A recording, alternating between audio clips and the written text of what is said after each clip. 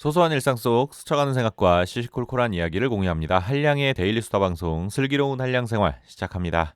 안녕하세요. 반갑습니다. 슬기로운 한량 생활 진행자 한량입니다. 오늘은 사주에 대한 이야기 해보겠습니다. 정월 초하루 음력 설 연휴가 얼마 남지 않았습니다. 애청자 여러분들은 이번 설 연휴 어떻게 보내시나요? 저는 어김없이 이번 설 연휴에도 방콕, 다시 말해 방구석에 콕 박혀서 혼자 보내야 할 것 같은데요. 예전에는 이런 명절 연휴에 평소 못 만나던 친구들을 많이 만났습니다. 그럴 때마다 재미삼아 친구들과 찾던 곳이 있었는데요.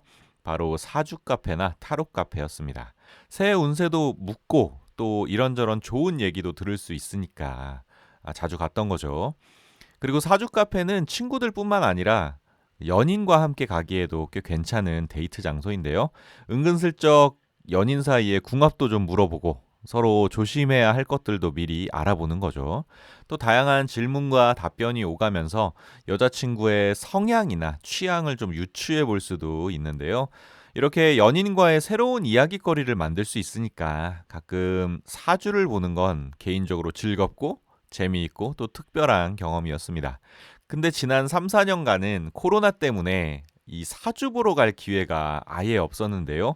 그래서인지 올해는 오랜만에 사주 한번 보러 갈까 하는 생각이 들더라고요. 때마침 GQ 코리아에 게재된 사주 볼 때 꼭 물어야 하는 질문들이라는 제목의 기사를 발견했는데요. 그래서 오늘은 저처럼 연초 사주에 관심이 많은 애청자분들을 위한 사주 보러 가서 꼭 물어야 하는 6가지 질문들에 대한 이야기 해보겠습니다. 사주 보러 가서 꼭 물어야 하는 질문 첫 번째는 내 타고난 일주에 대해 묻는 겁니다. 일단 오늘 주제를 설명하기 위해서 제가 속성으로 사주팔자에 대해 좀 훑어봤는데요. 제가 이해한 대로 사주팔자에 대해 좀 간단하게 설명하자면 이렇습니다. 사주팔자에서 사주는 우리의 인생을 4개의 기둥으로 나타내는데요. 이 4개의 기둥은 각각 내가 태어난 연, 월, 일, 시에 따라서 정해집니다. 각 기둥은 위아래 한 글자씩 배치되어서 2개의 한자로 구성되는데 연월일시를 의미하는 이 4개의 기둥이 각 2개의 한자어로 이루어져 있으니까 총 8자의 한자로 제 인생을 나타내는 겁니다. 내가 태어날 연월일시를 나타내는 4개의 기둥, 그리고 그 기둥을 구성하는 8개의 글자, 그것이 곧 사주팔자인 건데요. 이 사주팔자가 중요한 이유는 우리의 인생과 운세에 큰 영향을 미치기 때문인 거죠. 자, 다시 본론으로 돌아와서 만약에 이 사주를 우리가 보러 간다면 무엇을 물어야 할까?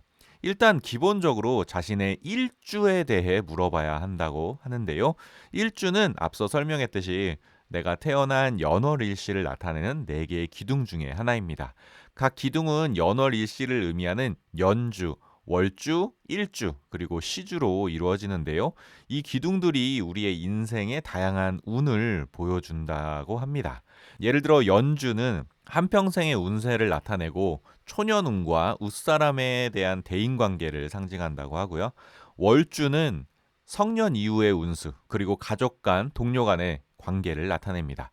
일주는 청년 시기의 운수, 그리고 결혼, 배우자, 가정, 정신세계 같은 일신상의 운명을 나타내고요. 또 자기 자신의 성격을 나타낸다고 합니다. 시주는 유년과 노년의 운수를 나타내고 재물, 건강, 자손, 그리고 아랫사람과의 관계를 상징한다고 하는데요. 이 4가지 기둥 중에 일주가 우리의 일상을 반영하기 때문에 가장 중요하다고 여겨집니다. 예를 들어 사주를 본 사람이라면 자신이 불로 태어났다, 나무로 태어났다 등의 말을 들어봤을 겁니다. 역술인들은 이를 이용해서 저마다 성격, 적성, 심지어 진로까지도 파악하는데요. 반대로 이 일주를 알게 된다면 손쉽게 검색만으로도 내 사주에 대한 수많은 정보와 해석, 그리고 사례와 설명들을 인터넷에서 찾아볼 수 있는 겁니다. 그런 의미에서 한번 사주를 보러 갔을 때 내 사주 팔자 8글자만이라도 명확히 알아두는 것이 좋을 것 같네요. 사주 보러 가서 꼭 물어야 하는 질문. 두 번째는 내 오행에 대해 묻는 겁니다. 오행은 사주에 존재하는 5가지 기운을 뜻합니다. 화, 수, 목, 금, 토를 묶어서 우리는 오행이라고 부르는데요. 사주팔자 각 글자에 담긴 이 오행이 어느 한쪽으로 치우치지 않고 균형 잡혀 있어야 또 아프지 않고 건강하다고 합니다. 만약 어느 한 오행이 기준치보다 많거나 적을 때 그 불균형에서 오는 문제가 많다고 하니까 내 오행에 대해 잘 알고 있으면 좋겠죠. 또 이런 오행의 기운은 인간관계에서도 영향을 미치는데요. 평소에 이상하게 끌리고 또 친해지고 싶은 상대가 나타난다면 그 사람은 나에게는 없는 오행을 가진 사람일 가능성이 큽니다. 서로 부족한 부분을 채워서 균형을 맞추려고 하는 건데요. 그런 점에서 사주를 통해 두 사람의 궁합도 알아볼 수 있는 거죠. 자, 사주 보러 가서 꼭 물어야 하는 질문 세 번째는 좋은 기운과 나쁜 기운을 묻는 겁니다. 물 들어올 때 노젓는다는 말이 있죠. 내가 원하는 것을 얻기 위해 평소에 꼼꼼히 준비하고 계획을 실천해 가는 것이 굉장히 중요한 일일 텐데요. 그 과정에서 좋은 운과 나쁜 운이 들어오는 시기를 미리 파악할 수 있다면 더 큰 도움이 될 겁니다. 우리는 사주를 통해 적성과 성향, 어울리는 직업, 연애운, 재물운 등의 다양한 운세를 미리 알 수 있는데요. 역술인이 해석해주는 부분만 수동적으로 듣기보다는 자신에게 좋은 기운은 무엇인지, 부족한 기운은 어떻게 채울 수 있는지 물어보는 게 좋습니다. 사주팔자는 기본적으로 음양오행의 그 균형을 굉장히 중요하게 보는데요. 그래서 자신에게 부족한 기운은 보충해야 된다고 하는데 그러한 기운은 우리 인생의 다양한 측면에서 들어오게 되는 거죠. 예를 들어 대운으로 들어올 수도 있고 만나는 사람, 접하는 색깔, 관련된 숫자, 방향, 그리고 위치나 이사 등의 일상의 여러 가지 요소들로 보완할 수 있다는 겁니다. 그래서 평소에 내게 좋은 운과 나쁜 운을 알아두는 것만으로도 삶의 균형을 맞춰갈 수 있는 거죠. 사주 보러 가서 꼭 물어야 하는 질문 네 번째는 내 용신의 특징을 묻는 겁니다. 용신이란 한자어로 쓸 용, 귀신 신을 쓰는데요. 그 의미를 위키피디아에 찾아보니까 용신은 사주팔자에 있어서 단점, 약점, 그리고 부족한 점을 보완할 수 있는 기운을 말한다고 하고요. 또 다른 자료에서 보니까 용신은 내가 인생을 살아가는데 쓸 수 있는 무기나 강점의 요소라고 하던데요. 제가 이해한 대로 간단히 정리하면 용신이란 내가 원하는 인생을 살기 위해 꼭 필요한 그리고 도움이 되는 것들이라고 이해했습니다. 내 생각, 이상, 꿈, 능력, 건강, 재물, 그리고 벼슬 같이 다양한 요소가 이에 해당하는 건데요. 사주를 볼 때 이 용신을 알아두면 앞으로 내 인생의 운세가 어떻게 흘러갈지 대충 예상해 볼 수 있다고 하네요. 사주 보러 가서 꼭 물어야 하는 질문 다섯 번째는 신년 운세와 대운의 시기를 묻는 겁니다. 오늘의 운세는 일운, 한 달의 운세는 월운, 한 해의 운세를 세운, 10년 주기로 돌아오는 운세를 대운이라고 분류합니다. 이 중에서도 가장 중요한 것은 10년 주기로 돌아오는 대운인데요. 한 해의 운세인 세운이 개울가의 잔잔한 물결이라면 대운은 큰 파도, 큰 해일에 해당합니다.